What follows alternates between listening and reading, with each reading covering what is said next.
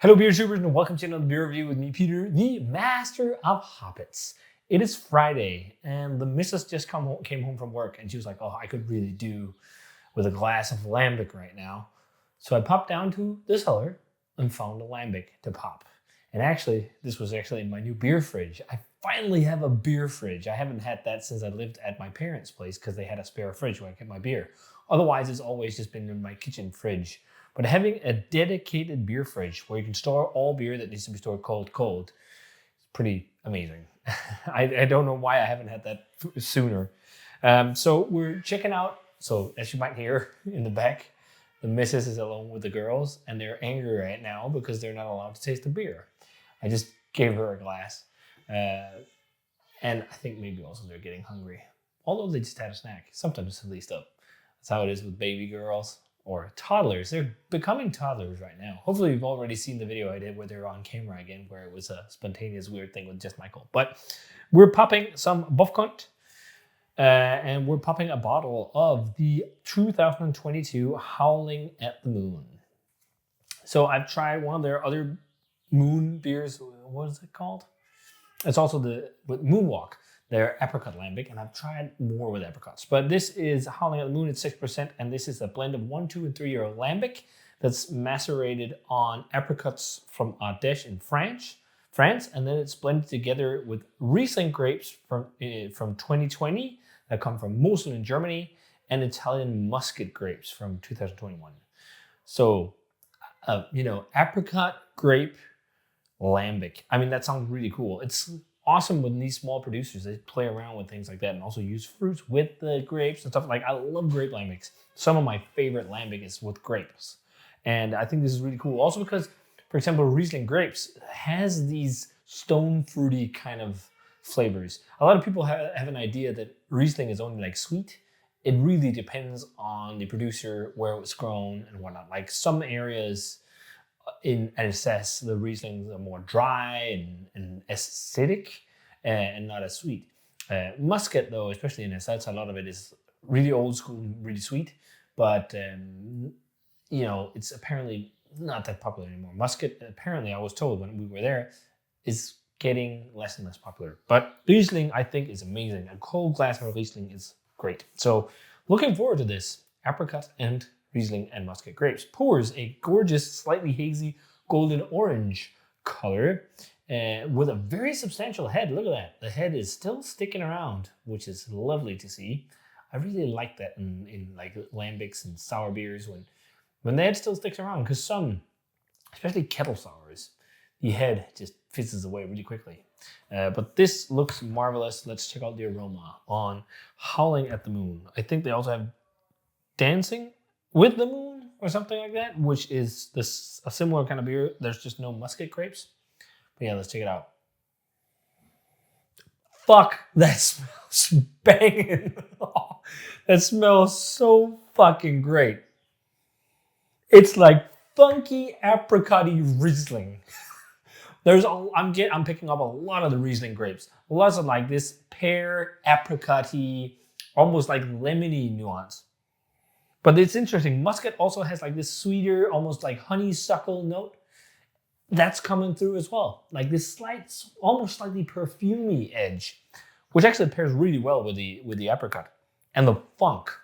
There's a good amount of funk on the nose, like a musty old kind of cellar thing, but also like a very pulpy, fresh apricot vibe. Like I love to drink my fruit lambics relatively fresh, unless it's pure grapes. Because often with time, they can get quite acidic. I mean, they'll definitely last with time, but I love them when the fruit is vibrant. Like maybe a year or so in the bottle like this is pretty good, because then you will have developed a little bit more funkiness, and then you still have a lot of fruit that shines. Oh, it smells freaking great. So much fleshy apricot, makes you think of Fafoon, but then you have that edge of grapes. But enough talk. Let's taste it. Cheers.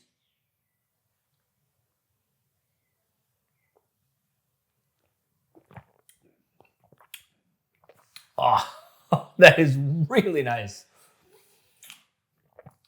Ooh, I was like, it's not that acidic. No, it's like a snappy sourness on the back.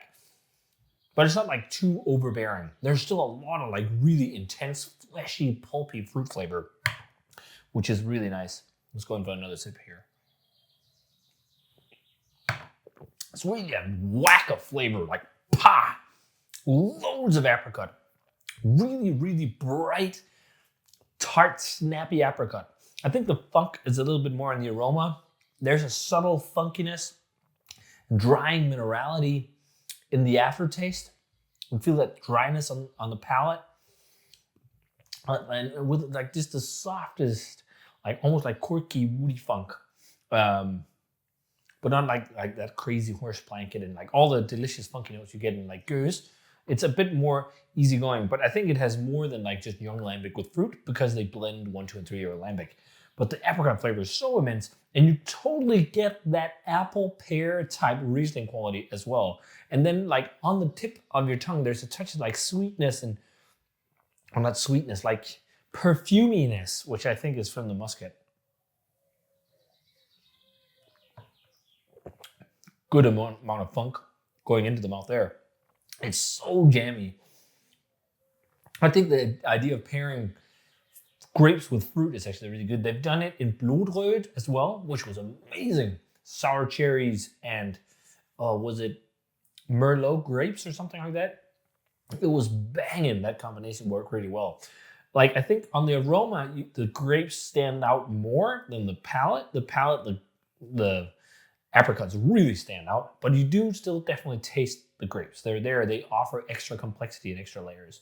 Really fluffy mouthfeel on it too. This is just great for real lambic. Fuck, if you love Fufun, you really, really dig this. It's very similar in its like intense apricot flavor, but those extra layers of the grapes gives a really cool extra dimension. Again, apple pear-ish notes. There's apricot-y stone fruit flavors from those kind of like from Riesling grapes. Usually, obviously getting that mainly because of the actual apricots in there, but it offers that. And then there's like that slight perfumey sweet edge, a little bit of honeysuckle like, and yeah, just like perfumey, almost floral perfumey, but it's quite light. The most standout thing I feel like is the character of Riesling and the apricots.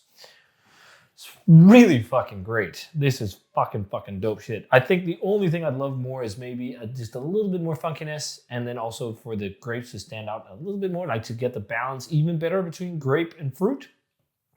Well, the grapes are fruits, but that would be my only nitpicky things. Otherwise, this is fucking phenomenal lambic.